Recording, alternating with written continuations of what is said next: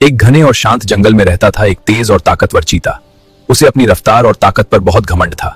चीता सोचता था कि जंगल में उससे ज्यादा चालाक कोई नहीं, उसके लिए ताकत ही सब कुछ थी। उसी जंगल में एक पेड़ पर रहता था एक बुद्धिमान तोता। वह कम बोलता था लेकिन सोच समझकर बोलता था। छोटे से पक्षी, तू क्या जाने जंगल के नियम, ताकत ही असली ताकत होती है।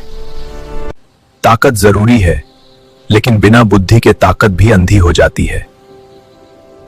चीता हंसा और बोला, अगर तू इतना समझदार है तो अपनी बुद्धि से मेरी भूख मिटाकर दिखा। तोता समझ गया कि अब बुद्धि से काम लेना होगा। उसने एक तरकीब सोची और बोला, महाराज मुझे छोड़ दीजिए, मैं आपको खास शिकार दिलाऊंगा। तोता चीते को जंगल के उस हिस्से में ले गया जहां शिकारी जाल बिछाकर गए थे। अचानक चीता दौड़ा और अगले ही पल शिकारी के जाल में फंस गया। देखा चीता, सिर्फ ताकत नहीं बुद्धि भी जरूरी होती है। उस दिन चीते को समझ आ गया कि घमंड हमेशा नुकसान देता है। सीख, बुद्धि ताकत से बड़ी होती है।